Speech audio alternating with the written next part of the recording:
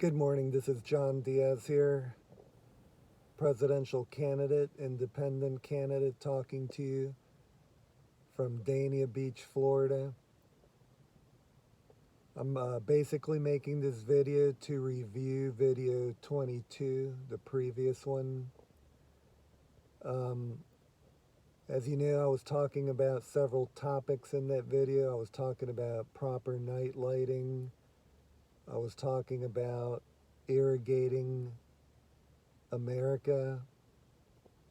I was talking about proper landscape care, and I also touched on proper animal fencing containment, um, which ties into a whole lot of job creation.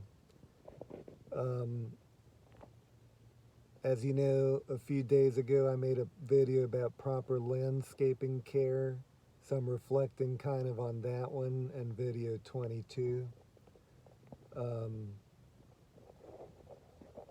So with proper irrigation, there's going to be more landscaping care, which will need more cycles implemented, which is basically creating jobs. It's creating services for landscape contractors throughout America. And even lawn care companies, they can also add watering to their service list. They can also implement equipment that they have to apply pesticides like ride-on sprayers. They can use those to irrigate. They're essentially rinsing out their tanks in a sense, cleaning out their tanks. Of course, they'll rinse them prior to using and filling up the tanks with water.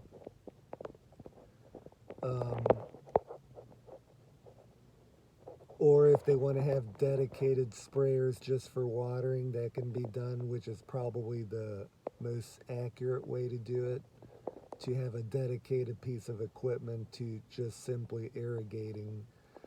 So you're going to be creating a lot of equipment purchases. You're going to be hiring more people to do just those jobs.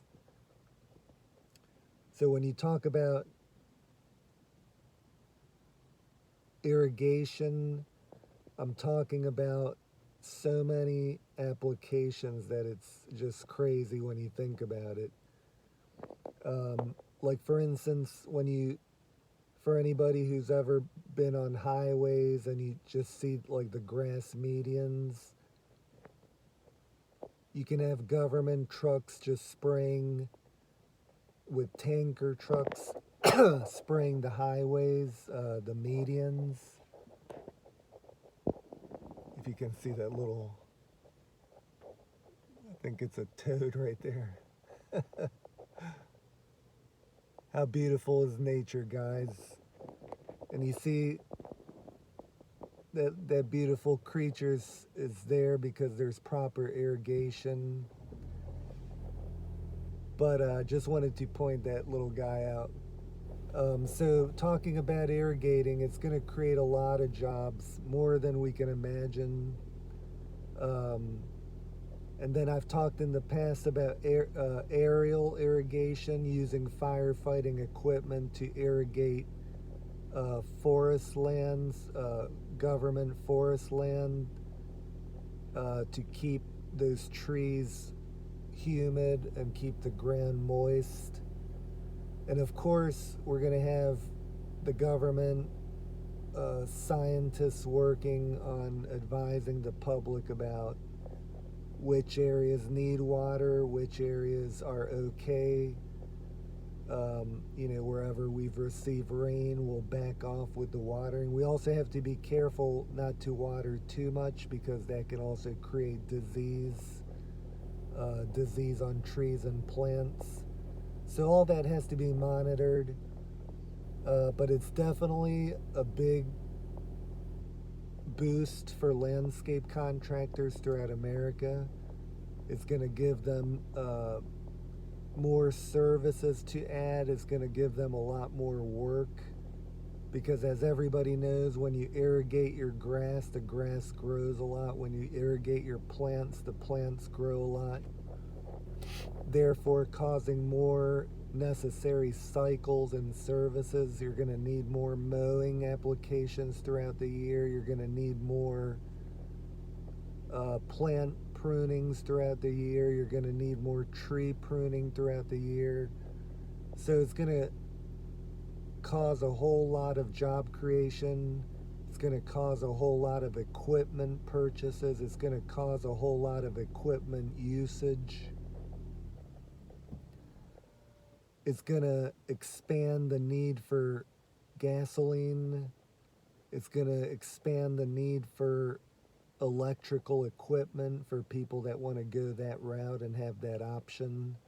Like I mentioned before in the previous videos, guys, I'm not for one or the other. I'm for making life in America great for all people and great for all businesses. I'm here to reward everybody because we deserve it. And when you look at other parts of the world and see how so many places have made major investments that make us look like we don't do enough for America or the people here.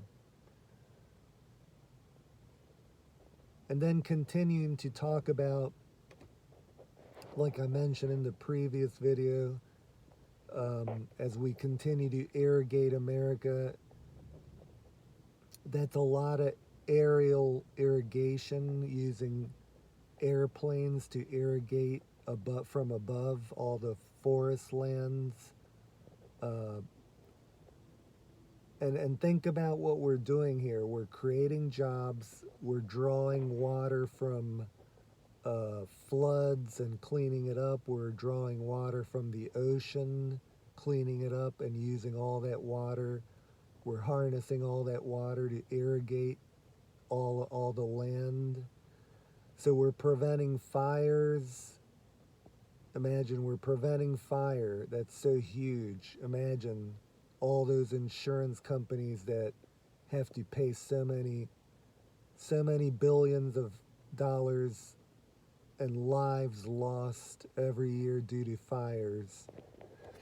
So we're basically, in essence, our mission is to eliminate fires altogether. So we're also talking about sea level drop instead of sea level rise. And of course, we'd be monitoring everything. It's not an easy mission. It's an enormous undertaking. But as long as you have a vision, as long as we're talking about it, as long as, we do something about it, it beats not doing anything or not talking about it. So imagine all the job creation with irrigation across America, installing the proper night lighting all across America. Another subject would be proper striping of roadways, painting all the lines, the white lines, the yellow lines, having all those lines look nice and crisp all throughout America. Because it's important to have that. It tells the public where to go, what lane to be in. It gives you proper indication of arrows and signals so people know how to be safe. Versus not having the proper striping or the proper arrows that makes people confused and then accidents happen. So we're talking about a whole lot of issues, and then when you look at the repercussions of all of this, it's enormous. You just think about the paint manufacturers that have to sell the paint to do all the striping and the equipment that's needed. So it's not just human employment, it's mechanical employment, employing all the machines and and using the machines, and in an essence we're trying to destroy the machines because we got to create new ones which will increase manufacturing. So these are all topics that I've covered, but I wanted to make this video to cover the previous video just to make myself clear. When I was touching the grass with my hand in the previous video and I said that the grass blades were wet because it had been raining, well, with proper irrigation, everything grows like crazy. We all know that. And then when you couple that with the proper climate, the proper temperature, like here in Florida, things grow like crazy because it's tropical. You know, every day the weather's nice. You know, like today's a perfectly clear day, sunny, as you can see, blue skies, the sun's starting to come up here.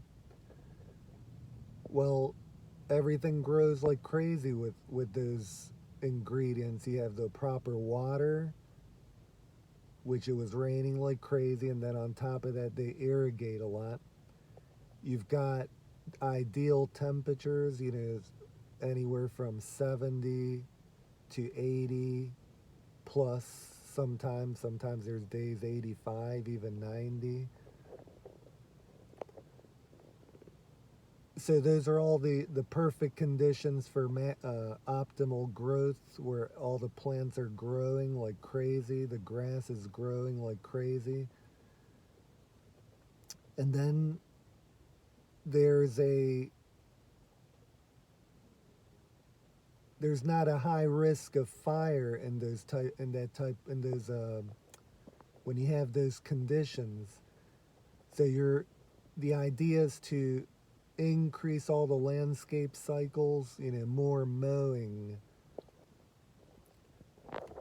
more shrub pruning, tree pruning.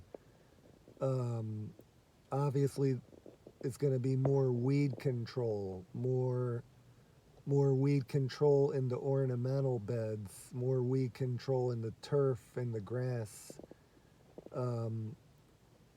You know, like I said, the service list will rise, the cycles will rise, and it's going to give landscape companies a big opportunity to expand their services and hire more employees. And that's what we're talking about, job creation. And so think about the summertime in contrast to now. The summertime when it gets super hot and every day it's 90, 95, 100, and the grass gets brown, and that's when the fire risk starts. And these problems exist in the West Coast, as we know, where there's fires every year. So irrigation is so important. And that's not possible right now because instead of irrigating, there's water restrictions in all those areas. But if we can harness the flood, wherever there's floods, we vacuum that water, we pump it into tank trucks, and then we take the tank trucks to treatment plants wherever water's needed. So in essence, we've got a convoy of possibly thousands and thousands of tank trucks moving water that's not clean, and you take it to treatment plants where they clean up the water, and then they fill their reservoirs, and then we have more desalination plants throughout America, increasing the number of them, where you clean up the ocean water, and then you load it onto trucks and take it to other areas where it's needed. So think about all these possibilities. You know, think about all the things I've said in every video.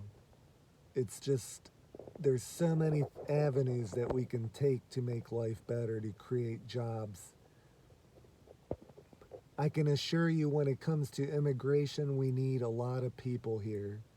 when you look at China's workforce of 750 million people versus the United States, where there's about 150 million working people, that's an enormous difference.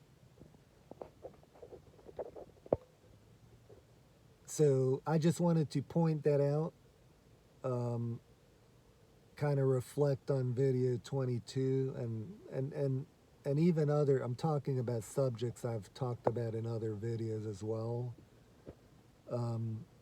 Think about all this. I hope you're enjoying this content and everything I'm talking about. It takes someone with a vision to talk about all this versus never hearing this. And I can assure you a lot of the subjects I'm talking about are things we don't hear very often.